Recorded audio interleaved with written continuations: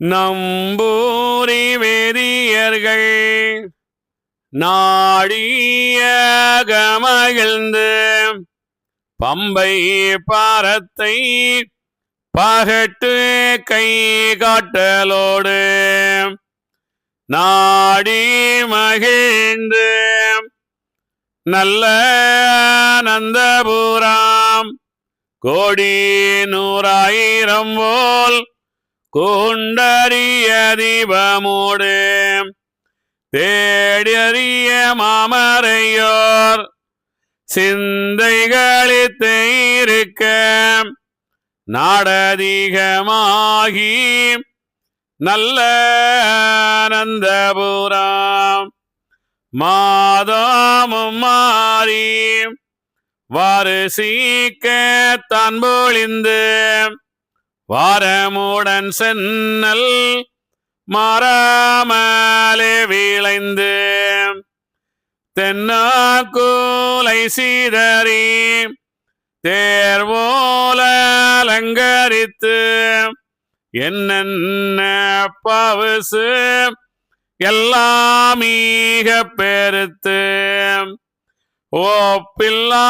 ஒப்பில்லாதேசம் உற்ற ஆனந்தபுராம் செப்ப துளையாது சிறந்த பேருமையது நன்றாக சீமை நாடோருமே வாழ்க அன்று ஸ்ரீரங்கர் அங்கே ஆக மகிழ்ந்து நீச நினைத்த நினைவு போல் எம்பெருமாள் தேச பாவுசோம் சிறப்போமீக கொடுத்து நீ சந்தனக்கெதிரி நீ நீளத்தில் இல்லை என்று தோச காலி புவியை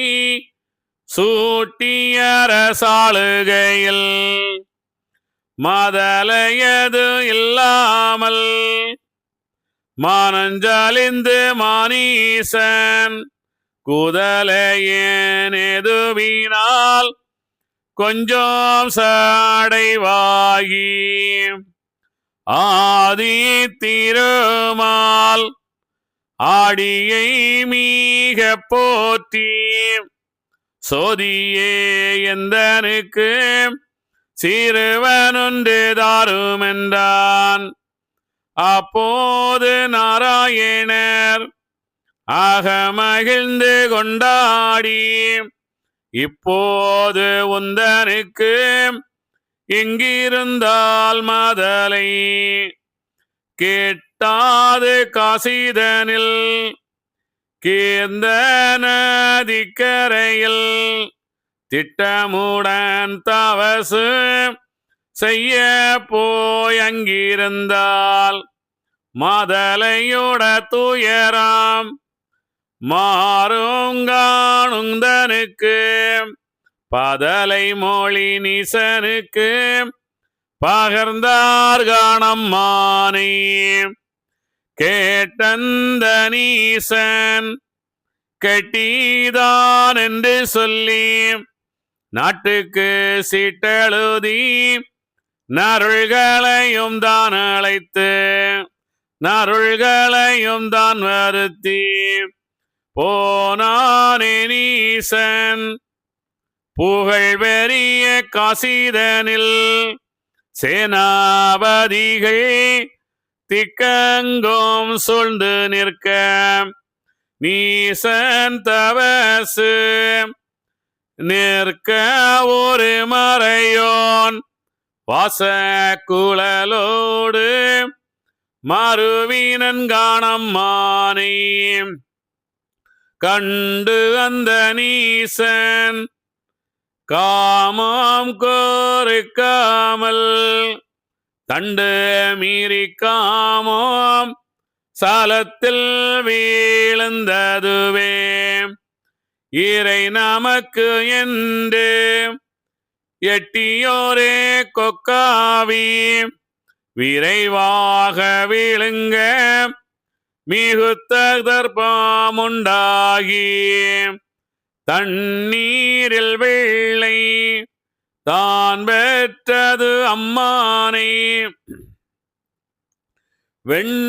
வெண்ணிறமான மிகுத்த வெள்ளை தாமிதந்து போகும் பொழுதில் புனலரிசி மாமுனிவன் தாவமுடன் சிசுவை தானெடுத்தாரம்மானை மாதலைதனை எடுத்து வளர்த்து பருவமதில் குதலைதனை ஆற்றில் குழியோட நீச்சலதும் தோணியேறும் தொழிலும் சுருக்கு கப்பலேறும் தொழிலும் ஆணி பொன்முத்தும் அது வளரும் தலமும் வெள்ளி தலமும் மிகுத்த பொன் தலமும் உள்ள வித்தையான உற்றரசவாத முதல் கள்ள உபாய கபடு பலதந்திரமும் வெள்ளை நீசனுக்கு வீதமாய் வர வருத்தி செங்கோமட்டியன தேசன சுராணிகளில் பெண்கள் 2 பேரை பேராய் மணமுகித்து இருத்தினான் மாமுனிவன் ஏற்ற செங்கோமட்டியில் பருத்த வெள்ளை நீசன் பண்பாக அங்கிருக்க நின்ற தவசு நெறியழிந்து மானீசன் அன்று அந்த பாவி ஆனந்தபுரம் வந்தனனே வந்து சடைவாய் மானீசன் தான் இருக்க சந்து வயல் மாயவரும் தான் அறிந்து ஏதுரைப்பார் மன்னவனே உந்தனுக்கு மாதலை அது கிட்டினதோ என்ன வீதங்கான் ஏகி வந்ததென்றுரைத்தார் அப்போது நீசன் அவனீதே சொல்லலுற்றான் இப்போது மாயவரே யாந்தவசு நிற்கையிலே மறையவனும் தேவியோடு மறுவினதை கண்டாவி இறையவரே எந்தனுக்கு இந்திரியம் தான் இழகி ஆனதார்த்தவசு ஆளிந்தேனதினாலே இனமுடன் மதலை இல்லை என்றார் ஈஸ்வரரும் மதலை இல்லாது இருந்தால் வையகத்து கேராது குதலையல்லோ வேணும் குவலயத்தை ஆளுதற்கு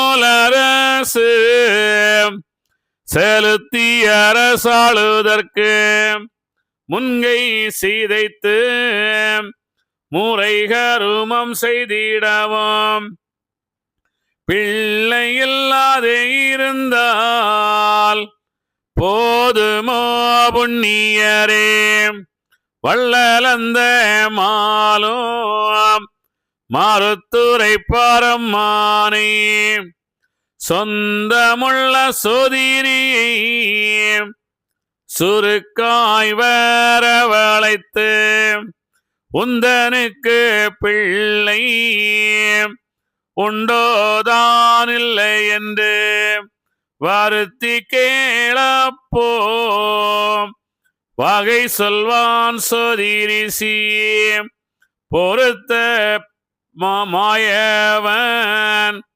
புகன்றாரே நிசனுக்கு நல்லதன்று வேதியனை நாடியவன் அழைத்து சொல்லவென்று நீசன் தொகுத்தவனோடு கேட்க அப்போது சொதிரிசி அந்நீசனை பார்த்து இப்போது கேள் நீ ஆகமத்தில் உள்ள முறை பெற்றாலும் உண்மகவு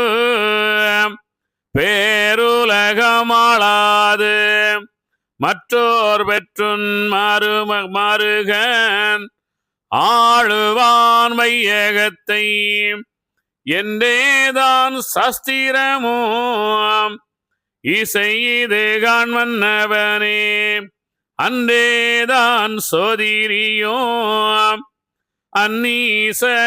அந்நீசனுக்குரைத்தான் நல்லதென்று இனீசன் நாடியக மகிழ்ந்து வல்லவகையாலும் வைத்த பங்கு கிட்டுமென்று சோதிரியை தான் அனுப்பி துயர் நீக்கியே இருந்தான் ஆதிமுறைப்படியே அவன் மருகந்தனுக்கு பட்டாம் தானென்று பறைசாத்தி ஆண்டிருந்தான் திட்டமுடனீசன் தேசமதை ஆளுகையில் முன்னீசன் விந்தில் உதித்து வந்தே இருந்த அந்நீசனான அசுப கிரிவளமை சொல்லவே நாதன் தொகுத்து கேளன்போரே வல்ல செங்கோமட்டி வையகத்தில் அந்நீசன் வெள்ளிமலை மிகுந்த தங்க பொன்மலையும் கள்ளமில்லாவாதோம் கை கண்ட வித்தையதாய் நிதியில பெருத்து நெருங்க படை கூட்டி பரியானை ஒட்டகங்கள் பல படைகள் சேகரித்து ஆளும் படையும் ஆயுதங்கள் அஸ்திரமும் வேளும் பெரிய வெகு ஆணுவம் கூட்டி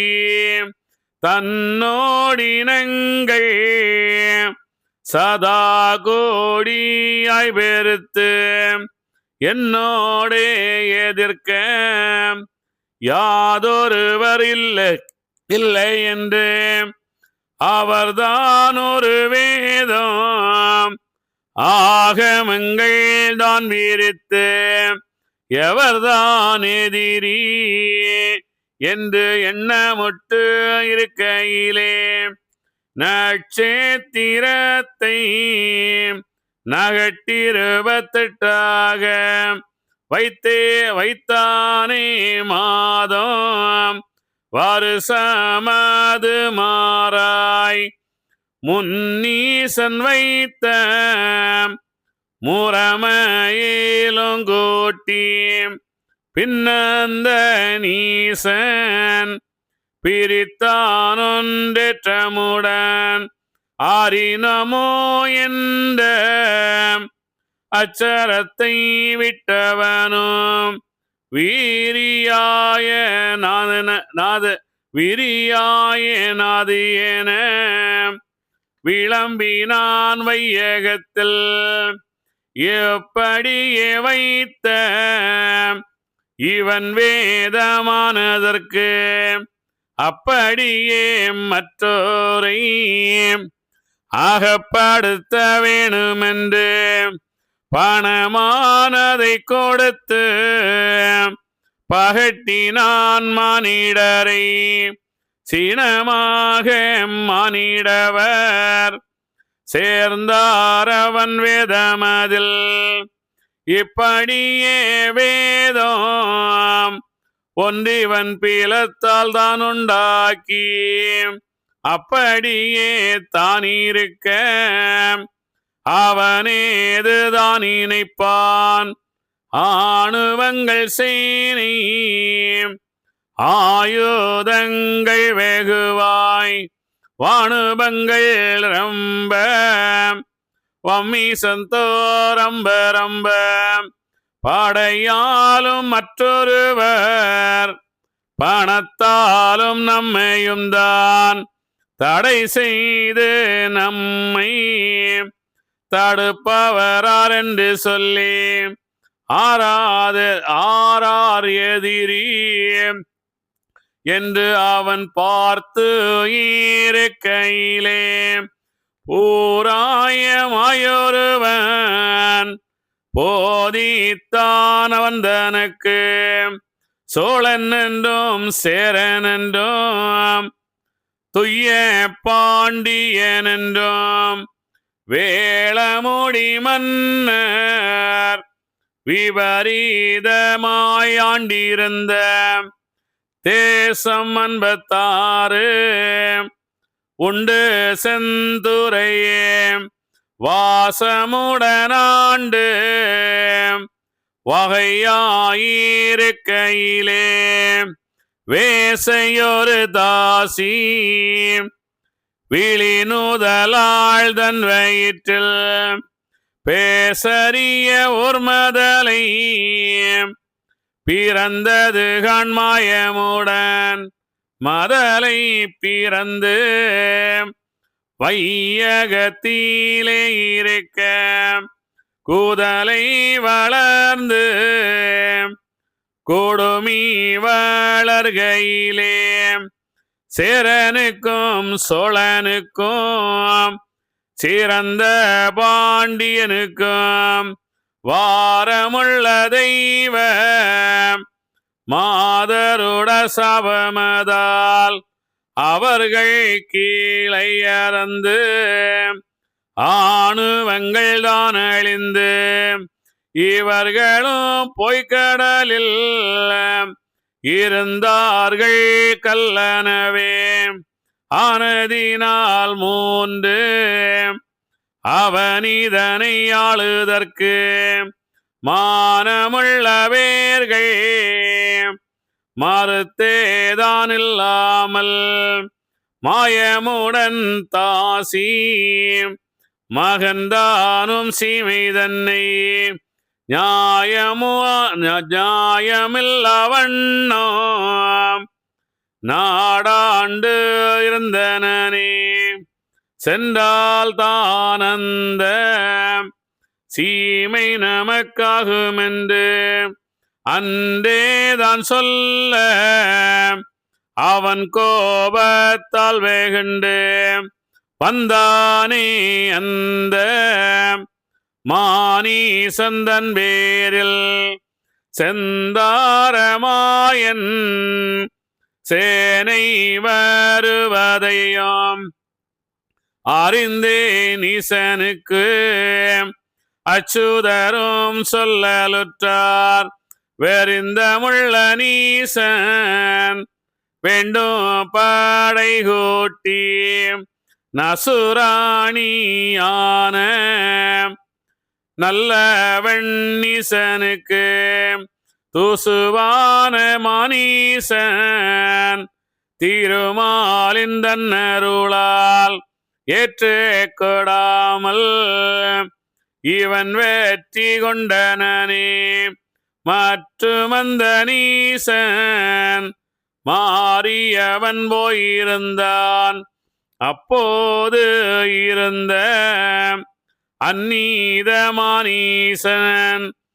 எப்போது படையை யாம் வெற்றி கொண்டோம் என்று கோட்டை பின்னுமீட்டு கோடிய வீரது கட்டி தாட்டிமையாய் உலகில் சட்டமது வைத்தனனே வைக்கும் பொழுதில் மாயவரைதான் நோக்கி செய்க்கும் பெரிய திருமாலே எந்தனுக்கு கைக்குள் ஏவல் கருத்தாக செய்வதற்கு மெய்குணம் போலுள்ள விதமான சாதி ஒன்று வருவித்து எந்தனுட மணிவாசல் காத்திருக்க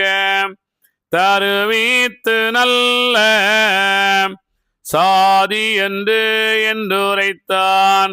அப்போது மாயன் அதற்கேது செய்யலுற்றார்.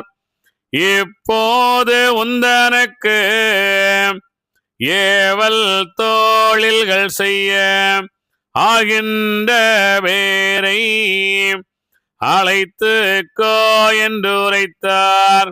வேகுண்ட நீசன் விளம்புவான் மத்தருடன் ஆளை கொண்டு வரலாம் அருகிலிட்டு வேலை செய்ய ஏறையொத்த மன்னவரே இயம்புமென கேட்டனரே.